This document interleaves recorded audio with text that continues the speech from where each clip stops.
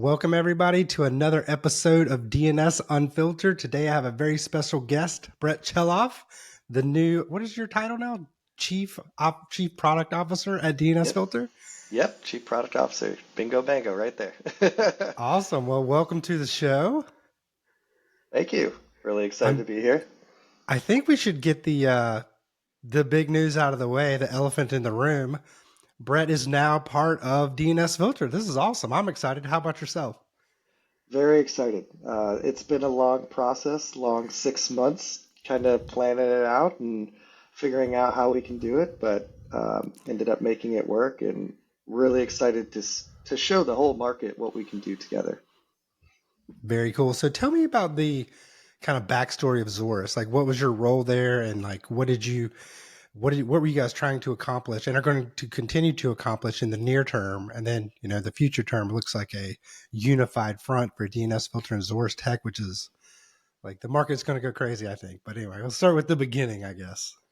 Yeah, so I originally came on to Zorus 3 years ago as the VP of product and engineering and really take over what is the product vision for Zorus and how do we execute on that, deliver it to market. 3 years ago, it was just strictly a DNS filter. Zorus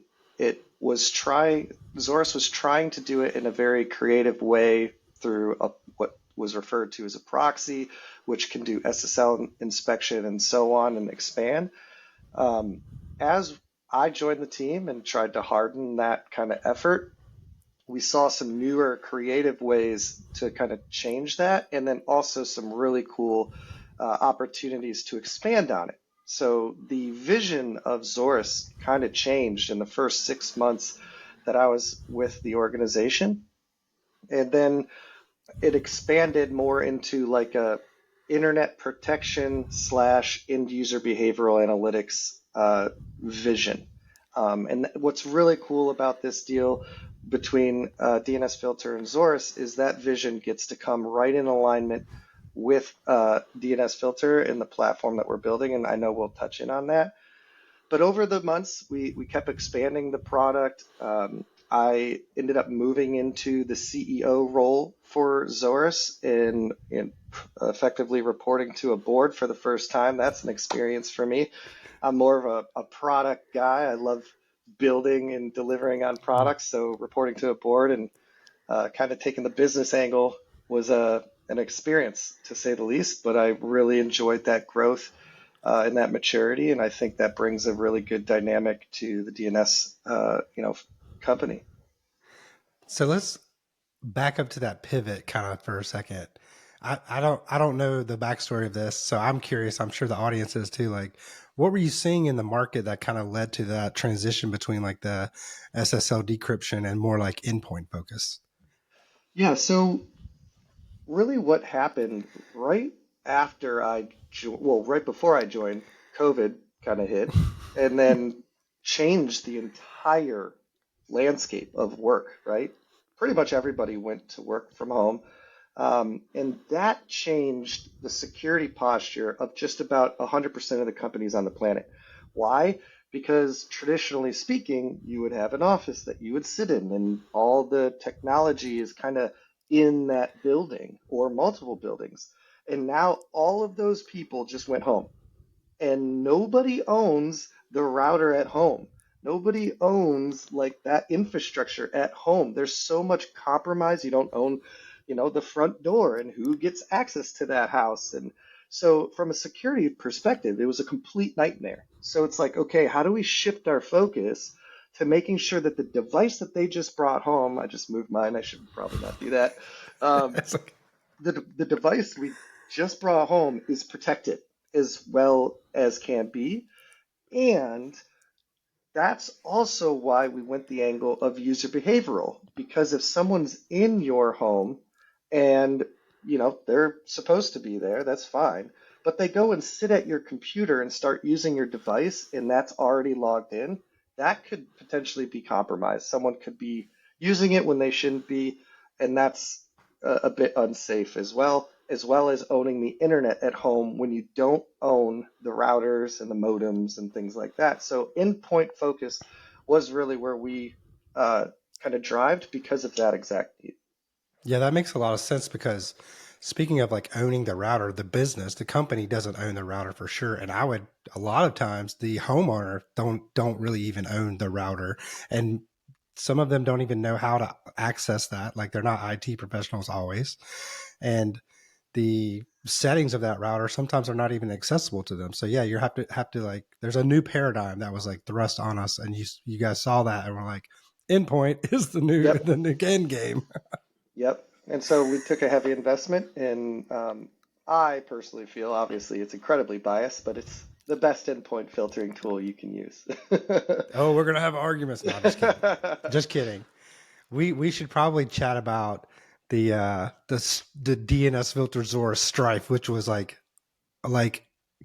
crazily immediately quelled the day you guys joined. Like they're like the Zorus and DNS filter teams are like meshing so well behind the scenes. I am stunned to be honest, but it's going really well. Well, it's actually kind of interesting, and I'll share this with the community at large. Because we're in your Slack now, right? And so since we're in your Slack now, we can see all your previous messages. And there was definitely some fueled, it's good. Competition is good and really interesting. So but I mean, if you were able to be in ours, you'd see the same thing. I mean, we were toe to toe with each other, and we're against each other in every way. Your strengths are very complementary to us, and our strengths is incredibly complementary to you. There's not like a ton of overlap there, and I think that's what makes this kind of the perfect match. And I think the community at large, we just had our live webinar, Ken and I, last week, and I think that was really, really well received. And I do believe that the only beneficiaries to this is our entire customer base on both sides coming together. Absolutely. I'll tell a funny story about joining Slacks real quick. One of your developers, Brandon Hood. Hey, Brandon. uh, so we have a partner portal where I teach some classes to kind of like this is how the DNS filter platform works, and there's you can comment on those, and by commenting you kind of earn points that you can then trade in for DNS filter swag. So Brandon, not thinking that these messages are read often or at all, commented something about my beard in the video, and it was like, "This beard is amazing," which was a compliment. I was like, "Oh, thanks!" Like, "Woo, thank you, Brandon, whoever that is." And then, who was it that chimed in? It was Kate. You're the product person at Zorus chimed in. It was like, "Brandon, they can see these." So we're like, we had this whole devolved into like what an amazing beard day it was, and I sent him some swag and wrote. He doesn't know this yet, but maybe he'll get it by the time he sees this. It says like Beard King, like from the Beard King on there. He is Anyway, going to love that. I just got off a call with him on it this morning, like right before this, and he was talking about trying to get enough points to get the little car. I guess you could get yeah, a car through it. it's coming, Um, Brandon. It's coming. he's well, I think he's gonna love that. Yeah, so the Zorus and DNS filter teams are getting along soaringly well. That is amazing to see. But I am curious about like that. I hate to use this stupid word, synergy, but there is a lot of complementary aspects of both Zorus and DNS filter. What do you think the future holds for both products being tied together? Yeah, so I mean, the way that I've always viewed DNS filter being literally the strongest, fastest anycast network that you can connect to, um, that mixed with the best style of endpoint protection in the sense of what we tried to specialize in of not changing DNS, right? When you don't own the DNS resolver or the network, it gets tough to make sure you're keeping people secure without interrupting their internet experience. So those two elements and those two philosophies coming together of being able to own the network when you can own the network, and then also own the device and do it in a way that's not interfering with their internet connectivity is the happy marriage right there. And that's strictly when I refer to like our filtering alignment and that full like own the entire like chain or the parts you can own. Then on top of that is the end user behavioral analytics that um, Zorus was heavily investing in to help with generative AI attacks, new age social engineering, etc., where basically people are getting compromised through video, through Zoom videos and voice and phone calls and stuff that sound just like your boss. So you start acting different on your device. We need to try to, identify that early. And the best example I always give is when your credit card is being used at a gas station in Texas, but you live in Florida, you're getting pinged from your credit card saying, hey, are you at a gas station in Texas right now? And if you say no, it shuts off your credit card. That's the same concept Zorus was trying to bring to the table of when it sees that odd behavior on your device, it alerts and tries to, since you're also the filter, you can shut off the internet and still manage that remotely. So that's really the key there that I see. Yeah, that's really good and a protection measure. DNS is really the heartbeat of most companies because if you can't get on the internet, you almost can't do work now because so many apps are in the cloud or at least like on the network somewhere. So DNS is a critical role. That is cool that we were both, seeing that as a bigger picture. Like DNS is a great place to add security layers. Oh yeah. And now we get to join forces and do an even better job than either of us could do uniquely. And I'm curious, so more on this, like what it means, but specifically what it means for managed service providers. A lot of MSPs are customers. We have a lot of MSP customers for DNS Filter. Zorus is almost solely MSPs, is from what I understand. So, what is the MSP gaining from this union? Yeah, so my entire background is managed service providers. I started as an MSP out of Toledo, Ohio. The MSP's name's Nemsys, still exists. You can look it up, nemsys.com. That's where I originally came from, and I was an automation engineer there. And I obsessed over how do I automate remotely engineering tasks to fix devices. I still obsess about that today. Every aspect of my life I want to automate in some fashion, right? That spun into a product called LabTech that we made out of that MSP. We used to call it NEM Service, and it gave us a competitive edge to other MSPs that because we could remotely fix your device much faster than the technician that needed to drive out on site. And then that was acquired by ConnectWise and moved me to Tampa back in 2010. And then I grew LabTech slash what is now referred to as ConnectWise Automate for all the way up until 2022. So from 2004 to 2022, I've been obsessed and entrenched into the MSP space. And I understand it very well, meeting with lots of MSPs all the time, doing the whole growth, the massive growth that ConnectWise went through between the years of 2010 and 2021.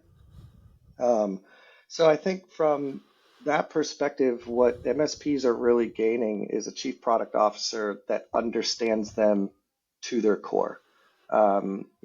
At ConnectWise, we used to say the "We Are You" because ConnectWise was also founded by managed Mm-hmm. service provider. They have their own MSP, just like LabTech was, and other products that they invested in.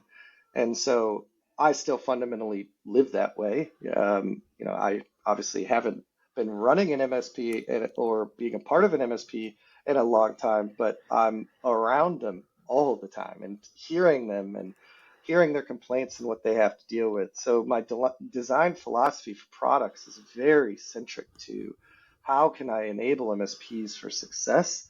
And I think that's the biggest gain for MSPs. I'm not saying that DNSFilter has not done that. Their product is fantastic. They do have an MSP kind of philosophy with the design. With me coming in, it's very much, that extra level of attention to ensure that it continues and improves. Yeah, this is going to be great for MSPs. And I think I've kind of seen, so I come from like a DevOps background. My first job at DNSFilter was a DevOps engineer, like the first one. like, um, so like automation is really at the core of what I do too. Even in now that I'm in marketing, I'm like, how can we like automate a few of these like things that I have to do? For example, this podcast. So we have to, package up the video, make some clips. We've got to, get it onto the platforms like YouTube and Spotify and that type of thing. And it's pretty easily automated, just clicking here, clicking there. Some of these platforms have APIs. So, and I've seen like translating that to the MSP space, MSPs, in my opinion, seem a bit behind in the automation game.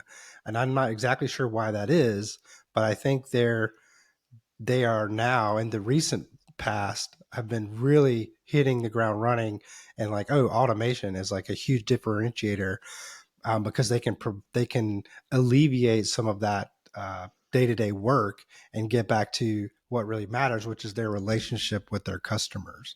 Right. Do you see that too? Yeah, I mean, I tried to preach that as much as humanly possible through my tenure over the last 20 years, going on 21 years, to MSPs are 100% a client relationship type business. That's how they retain their customers.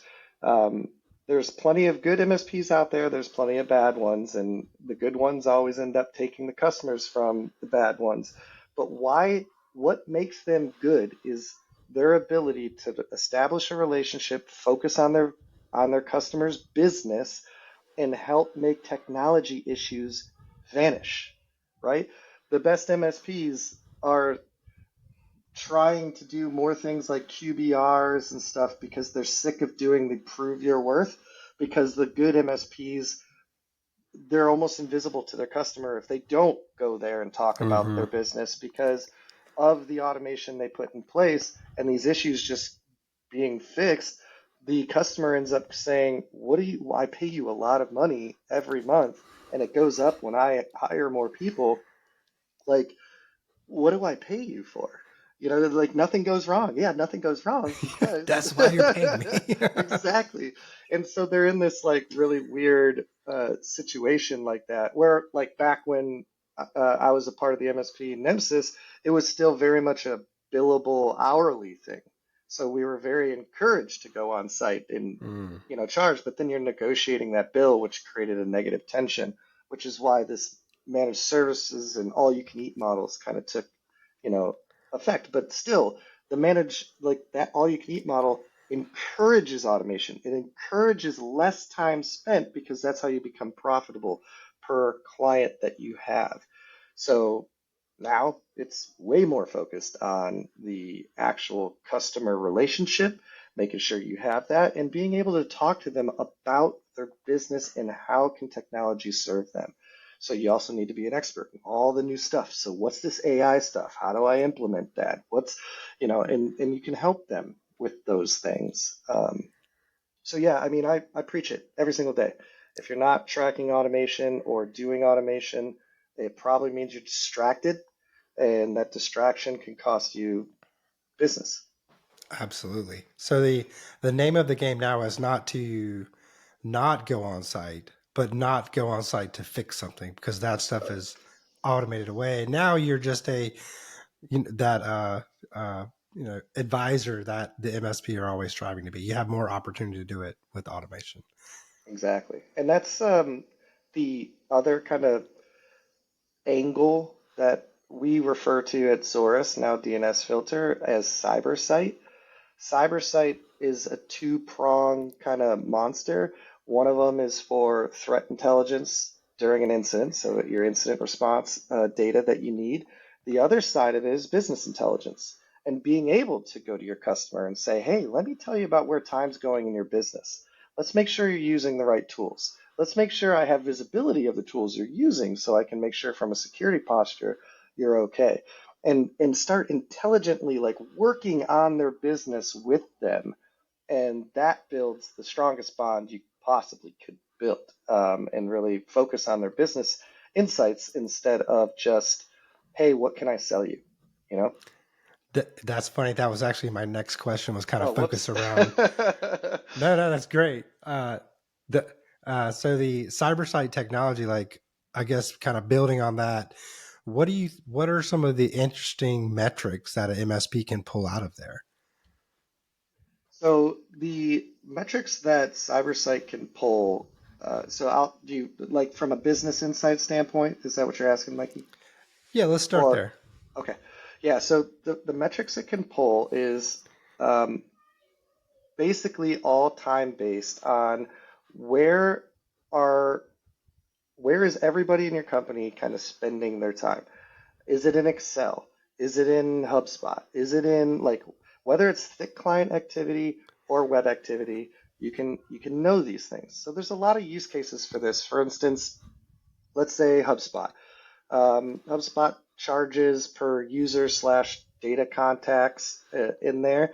Okay, well, we see there's only 5 users in your entire company that actively use HubSpot, but you're paying for as though you had 10, 15, whatever it might be. Let's lower your license count for that.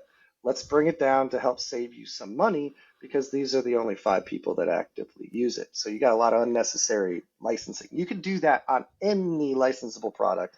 I'm just using one as an example. The other element that I like to bring up a lot is around just time on social media. This is more of a productivity play, but you have 15 employees spending, 127 hours a month in Facebook. Do you want to put that time back in your business and maybe as part of your filtering policy, we say, hey, you know what? Social media needs to be restricted to just the marketing team.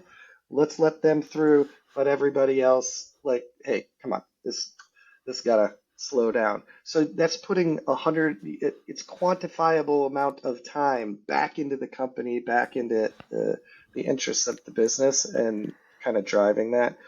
Um, and then so there's training examples of this. Hey, you have 15 people using Excel. Is there any Excel training that we could do to help optimize that time? Maybe they're taking too much time in Excel, and that's not your expectation. Your expectation is we should be using this other tool. Hey, you got 5 people in Slack when we're clearly selling you and distributing Microsoft Teams. Why is there so much Slack going on in here? Would you like us to, block Slack for you so that, people migrate to the proper tool being used? Stuff like that. That's called shadow IT. Yes, yes, it is. So I'm asking for a friend, also in the marketing department, just a friend. Say this person, when DNS Filter fully incorporates the Zorus agent, which can track time on a site. If I don't have if my friend doesn't have the LinkedIn tab active, does that count against the time? No, the only time that counts is the actual, like for instance, right now, it would be saying I'm on this platform doing what is we refer to as streaming, so streaming Okay, activities. So, good. and that's normally like in the background. When it's streaming, it'll say, "Hey, this is streaming. This person's streaming." But in the foreground, what they're actively doing is Excel. So let's pretend you're on a lot of Zoom calls. It's not just going to say, "Oh, you're on Zoom calls." If you're working and you're trying to like do 2 things at once, and you're on a Zoom call and you're using Excel, you're going to see them overlapping in your kind of like a Mm, time. So like it's your actual activity. So a lot of people at work love to listen to music, love to put up YouTube and just let it roll on another yeah. screen, right? I mean, it's not actually making you not work. It's kind of like that background noise that some people just like to have, and every once in a while peer at it and check it out, and then go back to what they were doing. It's a completely normal model. So the way that we look at that is very much they're actively working in Excel. They have YouTube up, but they're actively working. But for security purposes, it's incredibly important. And this goes to the incident response side of what CyberSight is supposed to do. Is if an event happens and it gets triggered on your device, the data that's missing in the market today, at least for the managed services market, is what was the user doing at that time? leading up to, during, and after that, very Hmm. specifically, right? And what other products can't do from a filtering standpoint. DNS typically is just the domain. Our product gives you the entire URL. So you know the exact thing, the exact page they were looking at, or the exact URL they clicked that downloaded the file. And now your EDR or XDR or whatever is alarming about this file, post download. You know that the user actually clicked on that thing and it got through. That's where it originated from. This is what the user was doing. Okay, we can see that, blah, blah, blah, blah. Or if it's malicious intent, which is even worse, right? If you have Hmm. someone internally into the business with privileged access, you now have all that data necessary from a legal standpoint to say, hey, this is what the user did, and report that as you need. That's really cool. So you can track left and right of boom and just see exactly what happened and use it in your remediation. That's awesome. Exactly. And my friend, From the user context is what's gotcha. cool. And my friend won't be in trouble for looking at LinkedIn most of the day. No, I heavily encourage away from productivity talks or the getting someone fired talk. I really hate that.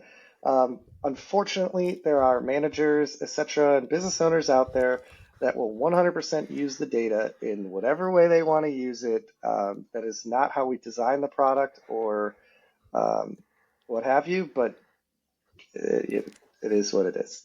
So I had a few like kind of questions outlined, but I want to pivot just a little bit into now DNS Filter is like a hybrid workspace because the Zorus team has an office in Tampa, and we're kind of talking about we're dancing around this hybrid work from home system that we're all kind of currently in. I'm curious, what are your thoughts on work from home and all that stuff?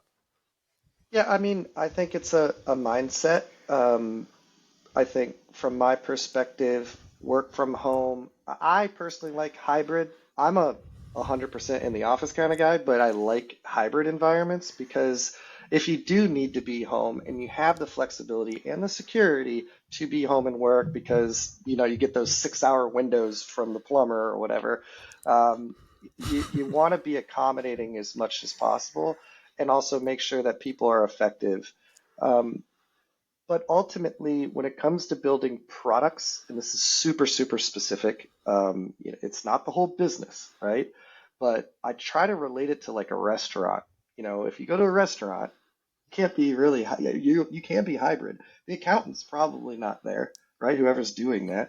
The sales guy that's creating the vendor relationships for the food distributors and stuff, probably not there. And things like that. But you know who is there? The hostess, the cooks, the waiters, right? And the dynamic of that is the service that you're providing, this product you're providing needs to be good and they need to be talking and communicating. And if there's all of a sudden a big line at the front hostess desk, like, all right, how can we get through, customers faster to help the seating process and so on. And that verbal, like, easy, quick verbal communication tends to make things go faster. So when I relate that with software, I like when development teams are sitting with each other because I don't want to necessarily say, hey, I have a question for you. I Slack you. And then it's like, oh, let's get a meeting on a calendar for 2 hours from now. You effectively just created a 2 hour buffer of Mm-hmm. potentially getting something done. That could have been a quick little 2 second little sidebar chat next to the coffee machine, something like that. So from that perspective, I like it when the cooks in the kitchen are all together and talking and figuring it out and moving it along and then being able to push that out. But that does not mean the salespeople need to be around, right? That does not mean the marketing people need to be around. That it's just the producers of the goods or services that are going into the market tend to move faster in office. Every team is different, every dynamic. That's why I said it's a mindset thing too. Um, I think people should work in the environments that they excel in, and that's kind of my take on it. So I am very excited that we have an office. Zorus had the office already. DNS Filter now has that, and I think there's going to be some excitement around other DNS Filter employees maybe going, hey, you know what? I could take a Florida trip now. I could do a Yeah. little vacation, go to the office like during the week, and then on the vacation I can go to Clearwater or St. Pete and go to the beach. Like this sounds great. Yeah. I Like think I a lot of haven't been able people. to go to the office in 6 years. And like, yeah, I actually think that same way. And I've had conversations with some DNS filter folks like, are you going to the office? Are you going to head down to the office? Like, it's kind of exciting. It's actually odd, but everybody's like, oh, cool. We have an office now, like a home base, somewhere Yep. to call home. This is great. So I think the phrase you use, certain teams tend to move faster when they're like in the same physical space. So just keep that in mind. And then layering on tools like Zorus and DNS Filter can help you track and maintain security and productivity. So just leave it there. Yeah. I'm curious, Brett. So you were formerly the CEO of a company, and now you're the chief product officer. What type of transition has been for you personally? Oh, personally, well, I really like not having to deal with the other aspects of the business that aren't producing a product. My passion and what keeps me ticking and gives me all of my energy and fills my battery up so I can pour it onto the team is making something really cool that people in the world use, right? And I don't know if that's just like the creative nature or whatever it is, but I just obsess over that. A lot of people will yell at me that they have X, Y, and Z problems, and they say, "Oh, I'm so sorry for yelling at you." And I'm like, "No, this is fantastic. I can hear you. I try to translate why are you so mad right now, and then I'm going to go make something to make you never be mad again." Like That's that great. that excites me so much all the time. That's what I care about. What I don't care about, marketing, sales, like every other aspect of the business, finance, like this, like to me, that was all boring. So the CEO portion of all those other aspects that I had to get involved in and whatnot was not exactly my cup of tea. I would say they were almost like energy drainers versus build up. Hmm. I obviously get to fill into the, not too many people like the CEO coming into the product and saying, hey, it's got to do X, Y, and Z. And, you got to let the teams run. Kate was who our VP of product at Zorus, who is now director of product for DNS Filter. So she's part of the go forward team and really pioneering the same vision that we had into the organization. So the I get less. I guess what I'm saying is technically I get less responsibility and way more involvement in the product. The How the part that you sausage is made. love. Yeah. So if anything, this is a fantastic transition for me, and we'll let Ken do all that other stuff. Yeah, Ken, and And and lucky for us, Ken is really good at that stuff. yes, he is. Also, we love when Ken steps into the product role for like 5 or 10 minutes and tells us to fix something. We love it, Ken. We love it. Yeah, so I used to have a CEO. His name is Matt Knocktraub, and we called him the Seagull. And so I'm starting to see this a little bit with Ken, just a little bit, Ken. I do love you too, but just a little bit. Seagull flies in, poops everywhere, flies out. the funny It's like, thing, wait. the funny thing about Ken is he'll be like, "I noticed this thing," and then we'll be like, "Oh man, that is bad." Yeah, It's like, he's super, super involved, but he's so scattered that he can only be that way. So, yeah, I mean, it, CEO it makes duties are nothing to laugh at, and you're like, I'm actually looking forward to not having to do as much of that stuff. exactly. Yeah, That's awesome. focus is good. So, what other type of partnerships, specifically with like MSPs and channel, are you looking forward to kind of initiating now that you're director of product at DNS Filter? Yeah, I mean, for me, I guess partnerships from like a vendor to vendor or from us to our MSP perspective. Um, I think let's start with MSPs. Or actually, no, sorry. Let's start with vendors because we talked about MSPs already, but maybe we can talk about MSPs as well. Yeah, so I mean, from a vendor perspective, the way that I see it is MSPs use a lot of tools today, and they have a lot of vendor relationships. So when vendors play nice with each other and integrate nicely and allow for the MSP to use the tools together seamlessly, that is really important to me. So that way, if they're using us as their DNS filtering provider, it's very visible through their other tools, that they know that it's set up, they know that it's configured properly, that it's working, and so on. This goes along the lines of RMMs, which is kind of like my background. Um, and so, from that perspective, if we're that highly visible, they know, hey, I'm getting the service that I'm paying for through, whatever it might be. And so I'm looking forward to building, bigger, better relationships with other RMMs. I'm looking to build bigger, better relationships with automation tools and platforms like Roost, which DNSFilter already has an integration with, but I think there's a lot of opportunity for expansion there. And again, that just goes back to my roots of just everything should be automated. And if you can effectively distribute you get a new customer and you can distribute your whole kind of stack of tools to them seamlessly and effortlessly, and then you can properly bill for those so you can collect money and make your margins and build your business. That chain from vendor all the way to that bill that you need to collect needs to be nice and fluid. So I try to watch that and make sure that we are where we can intersect ourselves into these different platforms at different intersections from deployment to billing. That's how I would see it. That's very interesting because there's a lot of, I guess we would say, like, there's a lot of wood behind the arrow of getting the one platform to rule them all type of thing. Like, this platform or this company has pieces of all of my security stack, all of my RMM, it's all kind of built in together. But that puts you in a position where you're not getting best of breed software in certain circumstances. And I think MSPs are in a better position than, like, say, enterprises, because they are a bit more nimble in that they can choose the products that they enjoy working with.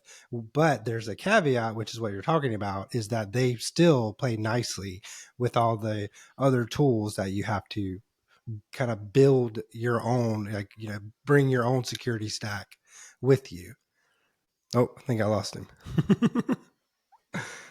There he is. He's Oh back. man, just love to We're have gonna have to work internet on that issues. We're gonna have to work on that internet at the office. See, look, even the office, sometimes it just things don't work. How ironic. So that is actually really funny because I wanted to ask you about like research and development. So Zorus has access to a lot more resources than you had previously. You have some of the DNS filter technology, DNS filter technologists, and vice versa. Like, DNS filter now has access to all of the stellar work that Zorus has already put in. What are you looking forward to? Like, we kind of have some plans to merge everything together into like a unified front. But that's like with the existing stuff. What do you think is on the horizon of what is next after that integration is complete, or perhaps during the integration? Yeah, so there's multiple streams that are like happening. The DNS filter team is much larger than the Zorus team was. What's beautiful about this marrying of the two companies is we kept effectively the entire Zorus team. So all of the initiative, all the vision that we have been trying to do at Zorus is going to get integrated in and continued. So if you ever see me on my roadmap webinars and stuff like that, all of those things I talked about are still going to happen. But what's also awesome is the fact that so many other things can also keep happening. So DNSFilter has their own little slices of heaven that are gonna, I don't know yet which ones have been announced, which ones haven't. So I'm not gonna Yeah, spill don't any do beans that. on the like really cool initiatives already that have been in flight within the DNS filtering organization. I'm sure you'll see me on a roadmap webinar that I plan to continue announcing some of those things as they get closer. Um, but the harmony between what DNSFilter was actively already working on and the harmony of what I refer to as CyberSight is going to make a very nice story, holistic story together as that kind of comes to life and together and then comes to market. But I don't believe I'm allowed to talk too much to that yet. Not too much yet, but I'm looking forward to it, and I'm sure the audience is. And I'm curious, like in the customer sense, what are some of the amazing customer stories from Zorus? Well, some of them got me in trouble. They always do. They always do. Yeah, that's actually how we said this. Ken said this story on, and it's probably, in my opinion, the most amazing customer success story you can have. So, Ken said this story right at the end of the webinar last week. And effectively, how Ken and I met is because I stuck up a comparative page on our website, the Zorus website, that compared us with DNSFilter. And we had a customer quote in there that was effectively along the lines of like, Zorus doesn't break my internet or something like that, right? Ironically enough, as my internet breaks during this, podcast. But what's hilarious about it is Ken and Lauren is the inside counsel Legal. for the legal department for DNSFilter, sent me a very, very nasty cease and desist order via email, which I happily responded to with all my factual information and the customer testimony that I was like, this is just your ex-customer that said it, not me. He did not like that, and so he wanted to get on a call, and him and I got on a call, and we basically became best friends, like in stepbrothers. Like it was supposed to be a 30-minute call. It lasted like 2 hours. And because of that customer testimonial, we are now in the same team. So, I mean, that's a pretty amazing customer testimonial, but the kind of cool security-based ones are more along the lines of CyberSight and incident response. We have several customers that unfortunately people were breached and they didn't really understand how they got breached. There are EDR tools and XDR, MDR, all those SOC stuff. It shows you processes and how the processes are talking to each other in this kind of kill chain that it's trying to contain, but it doesn't really give like how did it get here in the first place? Was a user involved in that? And we were able to see one of them was a malicious intent. He purposely got through and downloaded malicious software to then distribute on the network, and they were able to see that pattern of that person. Unfortunately, we didn't have the automation to stop him from doing that, but we at least had the data that kind of got the evidence there. And then there was other people that links that were on good websites. So, for instance, Drive or Dropbox, they're going to files thinking it's safe. A DNS filter would say, hey, this is Dropbox. Yeah. Drive.google.com. Yeah, Totally fine. and so, but there's a malicious file hosted there. And so they download it, run it. And so having that data there really was kind of like a savior to them, because then they can look at that and say, okay, we need to block this across the board. And since Zorus has URL filtering, we can block that full URL, even though the domain is safe, that URL would be blocked to help prevent any further damage to any of your other customers or to that customer again, right? From somebody else maybe being tricked by the same email that might have gotten through or so on. So, but yeah, that's. Yeah, like unfortunately, there's typically a patient zero, but that does mean that the rest of the customer base gets protected from that same malicious threat. Yeah, it's impossible to be 100% covered. So you put your layers up as best as you can, and it's when an incident response. Considering MSPs typically have 100-ish customers, you want to be able to protect all the other ones from the same damage that might have just happened.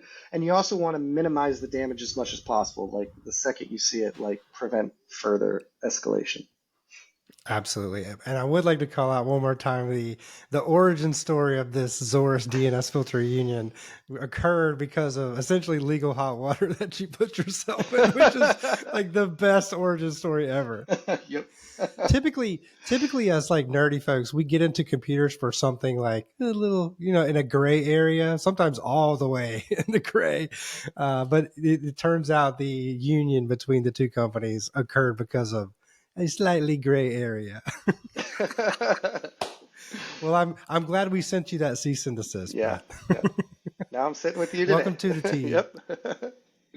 Well, Brett, thank you for joining me today. Any last words for the guests, and where can people find you online?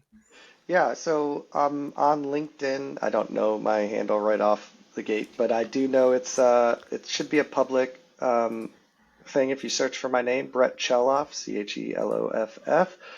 Um, and as far as being able to see me, I try to be as visible as possible in live formats, and that is via the product roadmap webinar. And I highly encourage, if you're watching this, to look out for the links. We'll be sending those out through marketing emails and so on to all partners of DNSFilter and Zorus, where you'll get constant live updates from myself and the product organization here at DNSFilter to go over what have we recently released, what are we currently working on, what are we working on next, and take live feedback every single time.